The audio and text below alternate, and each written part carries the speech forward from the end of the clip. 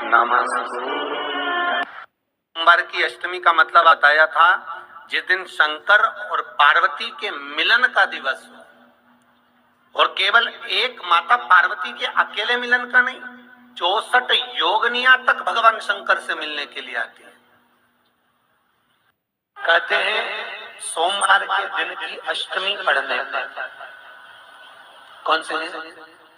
सोमवार के दिन कौन सी तिथि? जम के बोलो, अष्टमी। सोमवार के दिन अष्टमी तिथि पड़े और उस दिन अगर 5 बेलपत्र भगवान शिव को समर्पित कर दी जाए तो व्यक्ति जो सोचकर जिस कामना से जिस मनवांछित फल के लिए बेलपत्र चढ़ाता है उसकी वो कामना मात्र 3 महीने में पूरी हो जाती है। मात्र 3 महीने। एक बात बहुत सुंदर है, ध्यान रखिएगा थोड़ा सा। कभी अगर मौका लगे, सोमवार की अष्टमी पड़ जाए, क्या पड़ जाए? सोमवार की, जम के बोलो जरा, अष्टमी। या तो सोमवार की अष्टमी पड़ जाए, या हर महीने शिवरात्रि आती है, हर महीने आती है, या तो सोमवार की अष्टमी पड़ जाए या फिर सोमवार की शिवरात्रि पड़ जाए, हर महीने आती है। प्रयास करना कहीं से देसी गाय का दूध मिल जाए, थोड़ा सा दूध देसी गाय का मिल जाए, थोड़ा सा दूध देसी गाय का, थोड़ा सा दूध अगर प्राप्त हो जाए, बेलपत्री के पत्ते से दूध कटोरी में लेकर, मात्र बेलपत्री के पत्रे से एक एक बूंद, अगर दूध आप एक बूंद अगर ज्यादा ना मिला हो, 1 चम्मच भी अगर आपको दूध देसी गाय का मिल गया हो और सोमवार की अष्टमी पड़ जाए या सोमवार की, जम के बोलो, शिवरात्रि पड़ जाए, उसमें केवल अगर देसी गाय का दूध मिल जाए, जर्सी गाय का नहीं हो, देसी गाय का अगर दूध मिल जाए, बेलपत्री के पत्ते से, तुम्हारे घर के अंदर अगर शिवलिंग है या मंदिर में शिवलिंग है या तुम्हारे नजदीक में कोई शिवलिंग है, उस पर बूंद बूंद, एक एक बूंद अगर शिवलिंग पर दूध समर्पित कर रहे हो, श्री शिवाय नमस्तुभ्यम, नमः शिवाय, या षडाक्षर मंत्र ओम नमः शिवाय, या 33 अक्षर का मंत्र महामृत्युंजय मंत्र, इसका स्मरण कर कर शिव जी पर देसी गाय का दूध समर्पित कर कर इस बेलपत्री को अशोक सुंदरी वाली जगह पर अगर आप समर्पित कर देते हैं, फिर आप जिस भी चीज के लिए अप्लाई करें, मेरा देवाधिदेव महादेव आपका हाथ पकड़कर खींचकर आगे बढ़ा ही दे। मेहनत करना, कर्म पूरा करना, पढ़ाई अच्छी करना, और पढ़ाई के साथ में विद्या अध्ययन करने के साथ में अच्छी मेहनत के साथ में देसी गाय का दूध भगवान शंकर को समर्पित करना, भगवान शंकर को समर्पित करना, देसी गाय का दूध धीरे धीरे धीरे धीरे समर्पित करना, भावों के साथ आप समर्पित करें। देसी गाय का दूध एक एक बूंद समर्पित करें, धीरे धीरे समर्पित करें। और देसी गाय का दूध जब धीरे धीरे समर्पित करें, बड़े रास्ते से, आनंद से धीरे धीरे जब आप समर्पित करेंगे, बेलपत्री वही दूध में सनी हुई बेलपत्र अशोक सुंदरी वाली जगह पर, उस समय पर डंडी का भाग शिवलिंग की ओर नहीं होना चाहिए, उस समय पर डंडी का भाग जहां से पानी बहकर जाता है अशोक सुंदरी की ओर से, वहां पर होना चाहिए। कार्य में सफलता मिलती है। शिव तत्व को धारण, पीला चंदन लगा लेना। कितना लगाना है?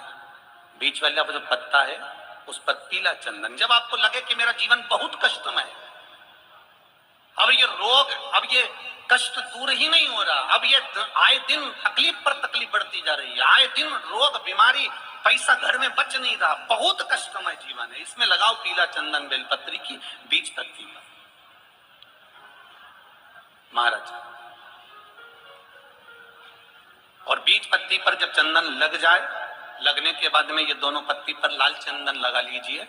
इन दोनों पत्ती के बीच में जो डंडी का भाग होता है, आपको कहा था, आपको स्मरण में होगा शायद, हमने जब बेलपत्री की महत्वता बताई थी तो उस बेलपत्री की महत्वता में कहा था ब्रह्मा विष्णु महेश ये 3 हैं, बोला था।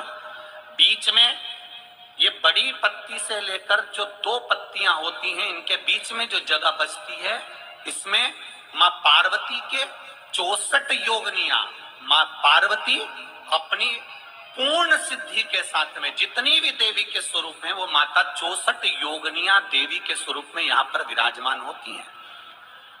2 पत्ती के नीचे से जो डंडी होती है नीचे तक, ये पूरी डंडी में 33 कोटि देवी देवताओं विराजमान होते हैं इस पूरी डंडी के अंदर।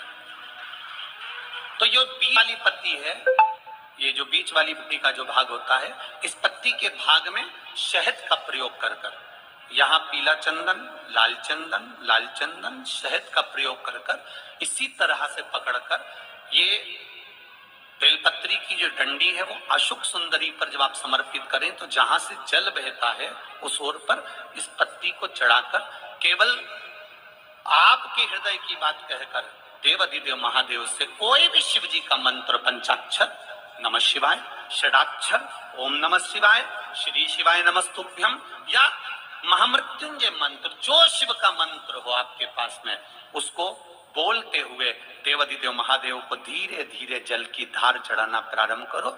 जल की धार जब पूर्ण होने लगे, उसमें थोड़ा जल बचे, तब अशोक सुंदरी पर जो तुमने बेलपत्र चढ़ाई है वहां उस जलधार को चढ़ाएं।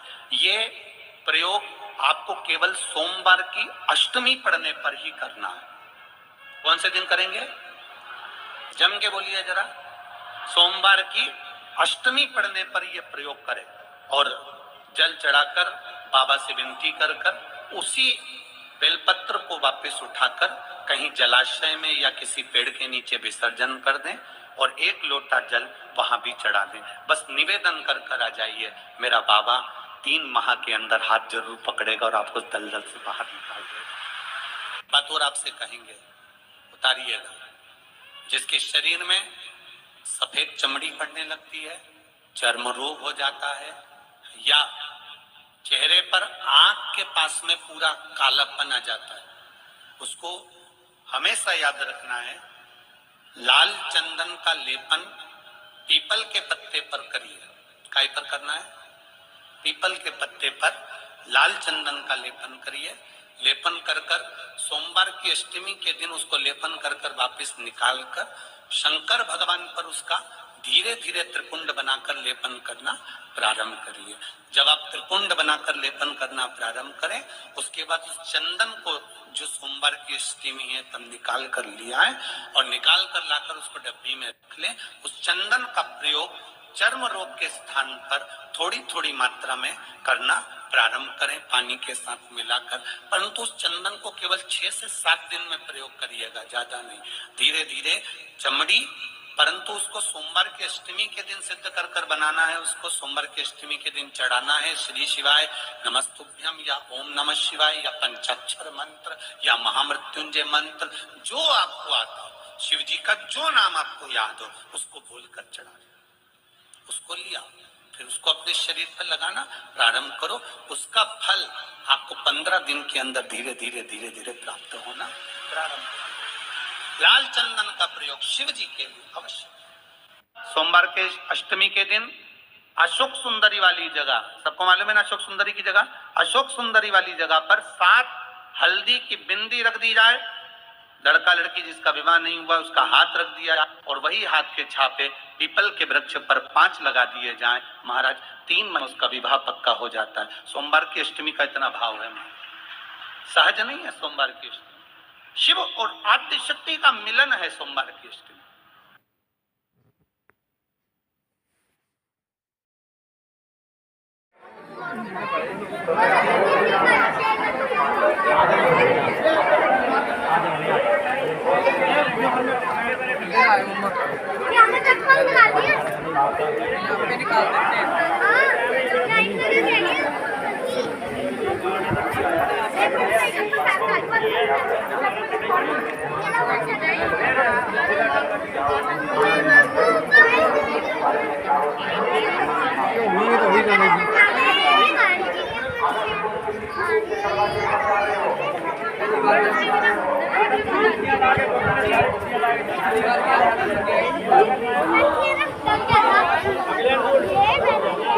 क्या